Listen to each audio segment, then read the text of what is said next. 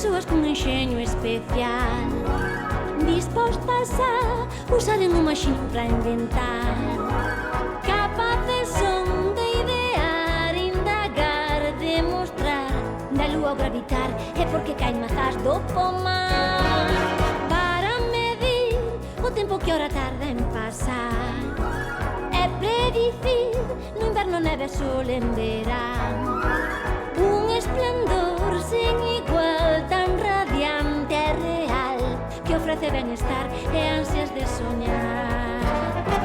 Eles armaron pancas para o mundo elevar e colocaron astros alrededor para xogar. Xiran que xiran as rodas da locomoción e tamén as do tren que avanzan cara adiante, vai ben, así van para inventar, non paran nunca de discorrer, por saber máis sobre esta terra que hai que soster, para inventar, para descubrir.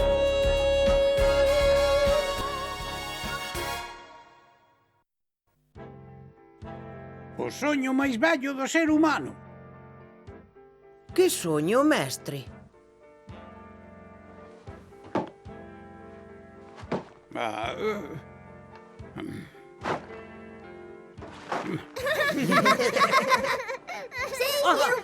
Sí. Aquí está o que buscaba. Ai, sí, ten razón, mestre, é un soño. Non, home, eu falo deste soño. Boa!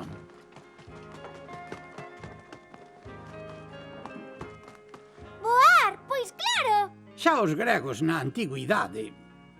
Genial, outra vez os gregos! Ai, xa estamos cos gregos. Estaba dicindo eu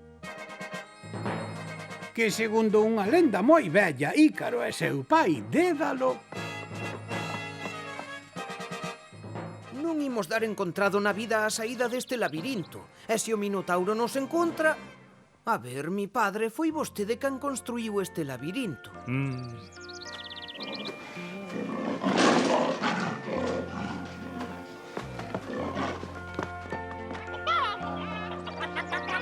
Teño unha idea.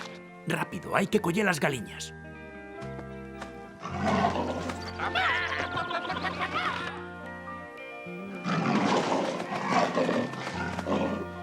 Con isto imos poder voar. Pero coidado, Ícaro. Non subas moi alto. O sol derretería a cera e as plumas caerían todas. Entendido, mi padre.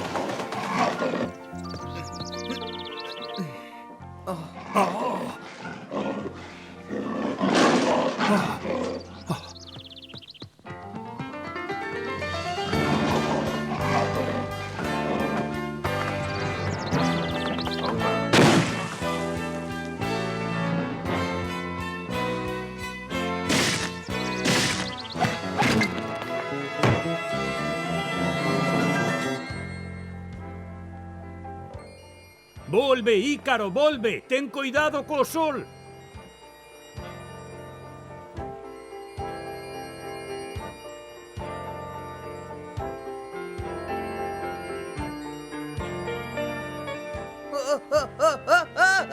é unha lenda, evidentemente, pero voar sempre foi o soño da humanidade. Por exemplo, na China. Acórdamos, xa vos lo contei.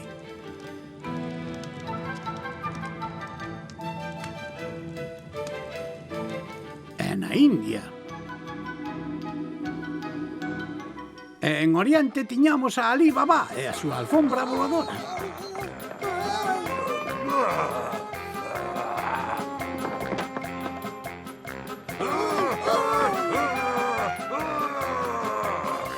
O soño de voar. Leonardo dedicoulle máis tempo que a ninguén. Imaxinou 150 máquinas e escribiu 5000 páxinas para decatarse de que a forza muscular non chegaba para que unha máquina voase. Decatades vos, rapaces, da imaginación que tiña para a súa época. Haberá que esperar ao 1783 para que dous franceses, os irmáns Montgolfier, se leven nun aeróstato en voo libre. No 1785, un francés, Blanchard, e un americano, Jeffries, intentarán cruzar o Canal da Mancha, unha epopea. O globo está completamente inflado. Podemos marchar. Despois de vostede. Non o penso facer. Pídollo, por favor. O honor é seu. Suplícollo. Como sigan así, o globo vaise deshinchar. Perdón. Non, por favor, foi culpa miña. Non, foi miña.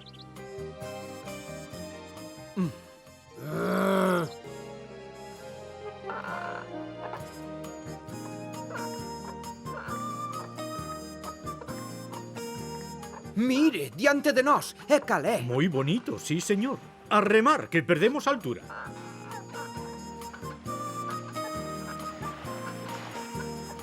Pesamos moito. Vou beber isto, así pesaremos menos. Non, se a bebe imos pesar máis. Tire con ela, por favor. Pois claro, como non o pensei. Os bocadillos.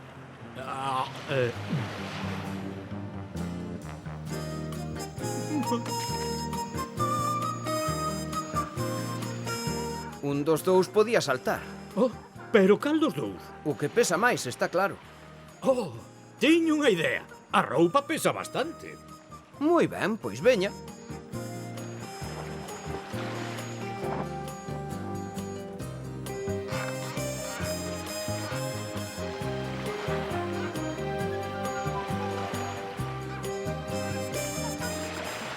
Esquecérame. Trouxen un pouco viño.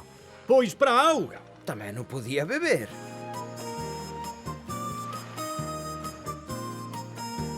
Non hai máis. Oh, é un Borgoña excelente.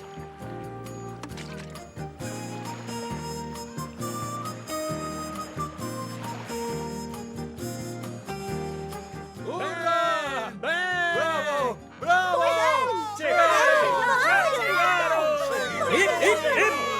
¡Hurra! Despois de vostede, querido amigo. Non o penso facer. Pídollo, por favor. Está na miña casa, Francia. Pois de acordo logo. Oi!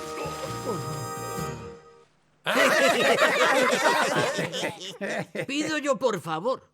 Non o penso facer. Oi, vostede primeiro. Ai, se insiste... Oi! Mestre, é do avión que nos conta. Despois de Da Vinci, non faltaron proxectos realmente fabulosos. Se queredes, falo vos de algúns deles.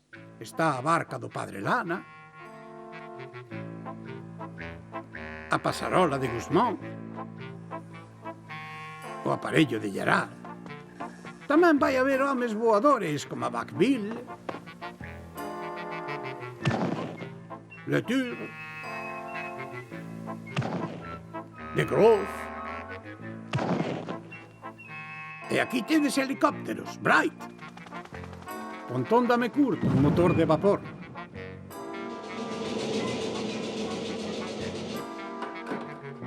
Tomé de la Pause, o modelo de Castella. A mediados do século XIX tamén se verá unha boa colección de aeroplanos, o de Landel, o Aerial Steamer de Thomas Moy, a máquina de vapor de Achenbach, o barco voador do gran Thomas Edison.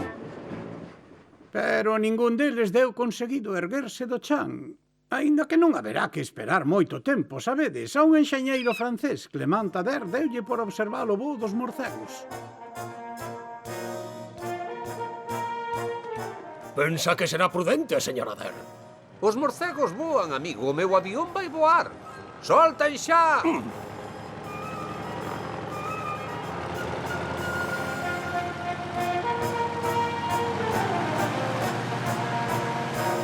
¡Sí! ¡Vai voar! ¡Hurra! 50 metros! O avión voou 50 metros! Conseguiuno! Moi ben! ¡Hurra! Mais ou menos pola mesma época en Alemanha, Otto Lilienthal e o seu irmán Gustav. Xa está, vou alá. Sempre vas ti, Otto, non é xusto. Eu tamén quero voar, así que por unha vez vasme deixar. Veña logo, Gustav, Ben. proba.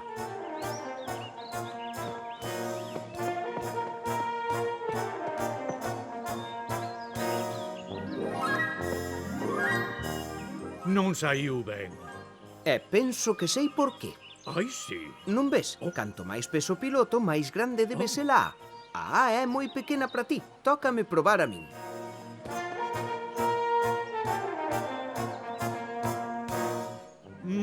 Oh,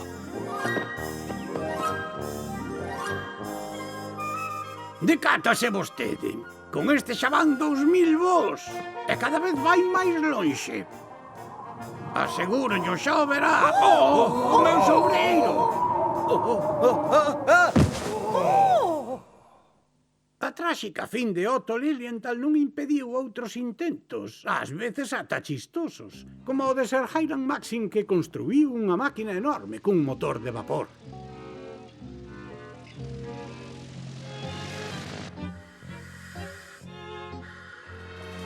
está ben, señor Maxim. Estou. Pero cada vez dubido máis que a aviación teña futuro. En Francia temos outro intento de Clément Ader coas súas consecuencias.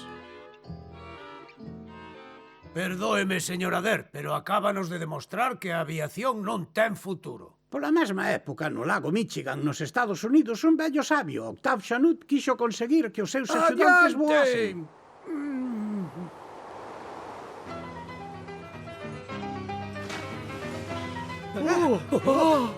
Isto non resulta, así que imos probar outra cousa.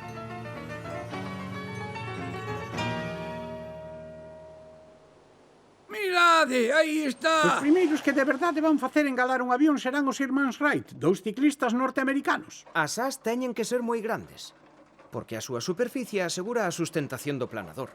Sí, pero entón como o diriximos? A ver, observa.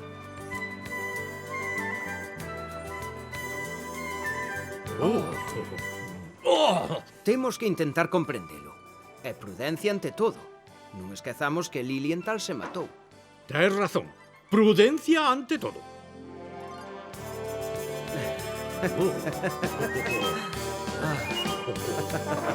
Ai, eu que che dixen prudencia ante todo. Debíamos consultar a Chanute. Sí, el sabe o todo.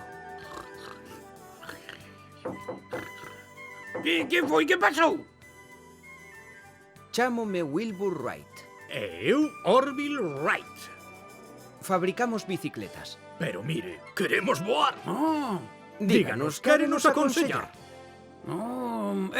De onde lles ven esa paixón por voar no canto de pedalear?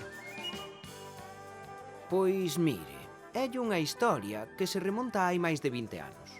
Un día o noso pai, o reverendo Milton Wright, regalounos un xoguete polo Nadal, unha especie de helicóptero.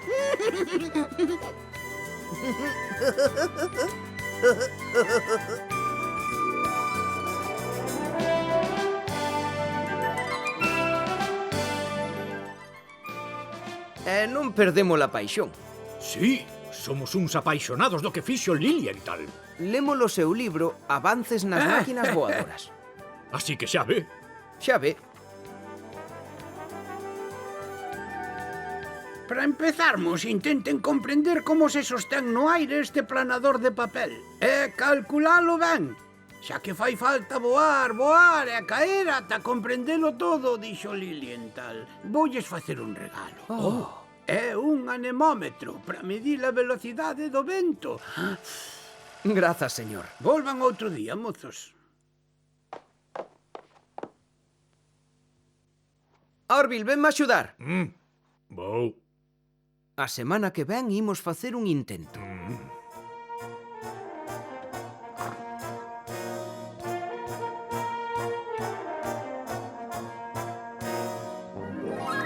Estupendo. Un vento constante de 15 kilómetros por hora. Vamos alá.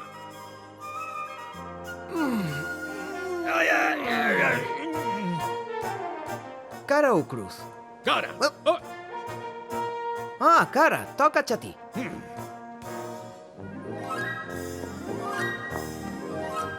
¡Funciona! ¡Funciona! ¡Uy, ay, ay, ay, ay, ay!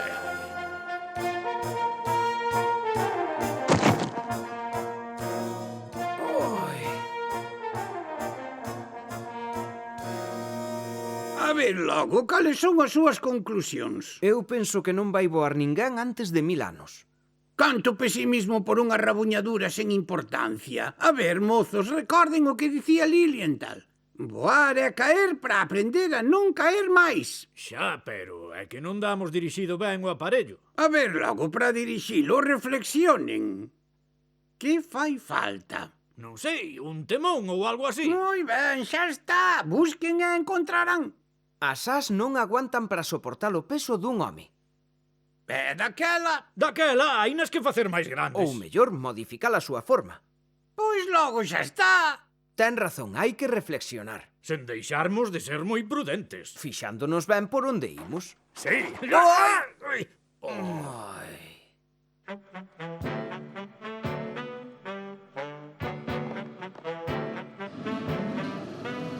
Ai, o sombreiro! Ai, vaya! Oh! Estupendo, funciona. Ben, vamos xantar.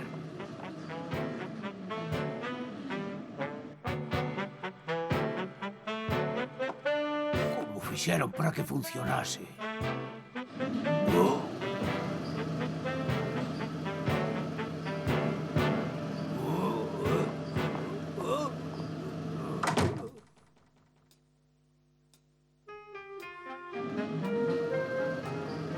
Non ves? Coa parte de diante redondeada sostense mellor. É pola circulación do aire. As nosas ás son flexibles. Cun cable unido aos mandos, poderemos pregalas. E ao mesmo tempo virar o alerón da cola.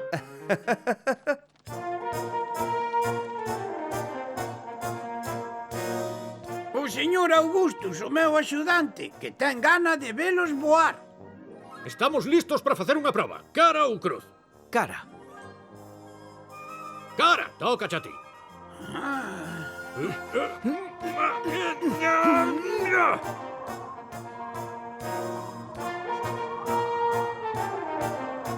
Magnífico, un voo de 26 segundos, unha distancia de case 200 metros. Bravo, bravo, rapaces, bravo! Hurra!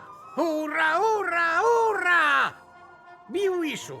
Os seus mandos actúan sobre as ás e converteron o alerón traseiro nun temón.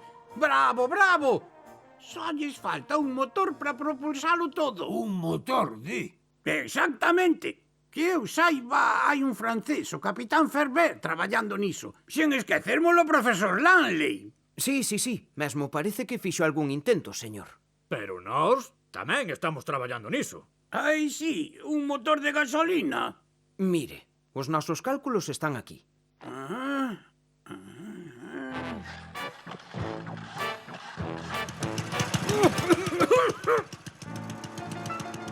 Funciona! Wilbur! Wilbur! Langley caeu na auga! Como foi? Anda, conta, conta. Foi hai xusto 8 días. Construíron unha plataforma no Potomac. Era un 4 prazas con hélice, con motor de gasolina. E inmediatamente despois do lanzamento... Que non nos impida seguilo intentando. Cara ou cruz? Cara! Cara! Oh, ganaches.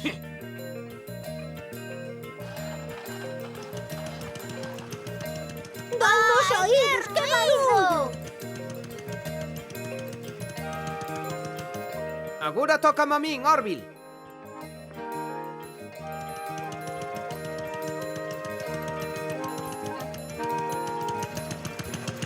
...56 segundos, 57, 59...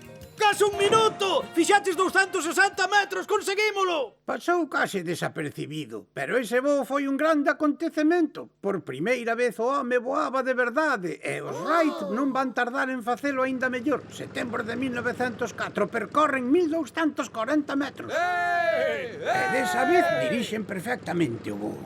Conseguímolo! Conseguímolo! Sí, pero que pena que a ninguén da prensa lle parecera necesario vir. Ninguén quería crer neses voos. Non, non, señor Wright, o seu invento non nos interesa nada, nada en absoluto. O exército americano non cree nin por un momento nese aparello que voa. Que parvadas esas dos irmáns Wright, non lle parece? Facer círculos no aire é ridículo. Voar máis dun kilómetro, tampouco hai que exagerar. Sexa como sexa, dígolle algo. A aviación non ten futuro, fágame caso. Si, como pasaba con todos os inventos, ninguén quería crer neles. Sen embargo, cos irmáns Wright, acababa de comezar a era da aviación. En Europa aínda xogaban cos papaventos. Lavezzari percorreu uns metros. Soliguén caeu na auga. Gabriel Boissin tamén percorreu uns cantos metros.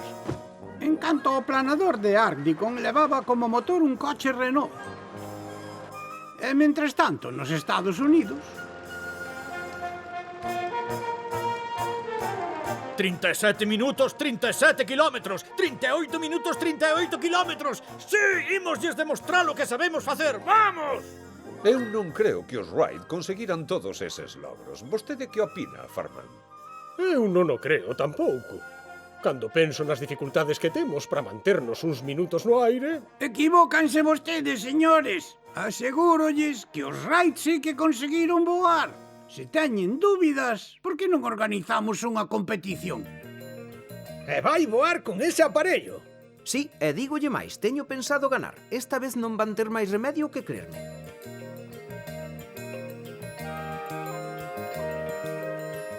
Merquen a gorra de Wilbur Wright, merquen a gorra. Primeira proba, unha volta completa á pista. Non vai ser capaz. Ti mira as árbores, na vida vai subir tanto.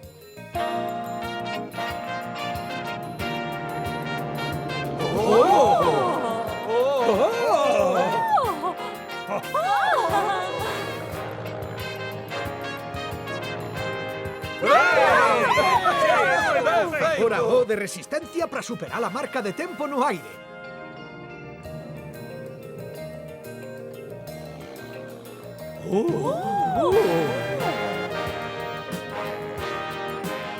Oito minutos e medio, xa superou a súa marca, Blériot. Leva media hora voando, fantástico. 39 minutos. Aquí comeza unha era nova. Señor Wright, podería levar a señora Berg dar unha volta. Faríalle moita ilusión. Será un placer, señora.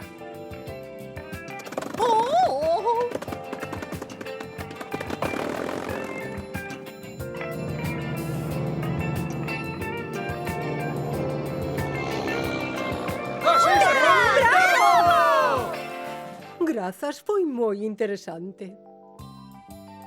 Oh, que bonito, non lle parece? Que silueta, verdade? Os pasos pequenos son elegantes. Saias a última moda. Miren, merquen unha. Modelo Como exclusivo, merquen unha, señoras. Polo tanto, en poucos anos o home aprendera a voar. E no ano 1909... Merquen o Daily Mail, recompensa de 6.000 libras para quen cruce o Canal da Mancha en avión. Merquen o Daily Mail. Era unha fortuna para aquela época.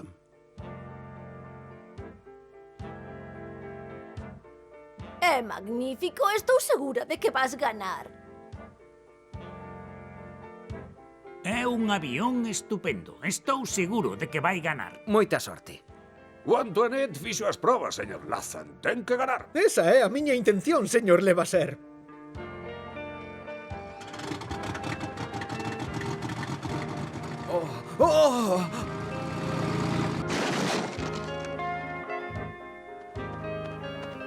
Lamento, señor Wright, esnafreillo o aeroplano. Non foi culpa súa, foi un golpe de vento. Oh, que mala sorte, o aeroplano de Wright esnafrouse. Era ben bonito. Onde vai Lazan? Acaba de engalar.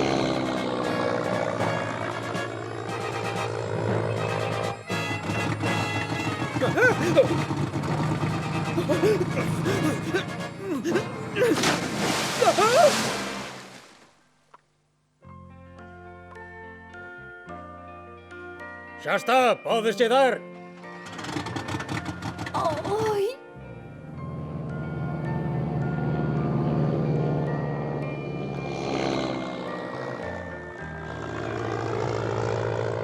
Onde está Inglaterra? Non vexo nada.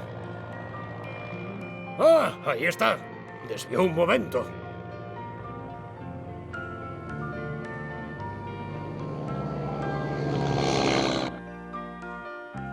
Señor Blériot, algo que declarar? É vostede xornalista? Non, son aduaneiro. A era dos grandes pioneiros non tardará en finalizar. A aviación converterase nunha realidade e a Primeira Guerra Mundial que está próxima encargarase de demostralo. O progreso seguirá o seu curso. 1921, unha muller, Adrienne Boland, cruza a cordilleira dos Andes.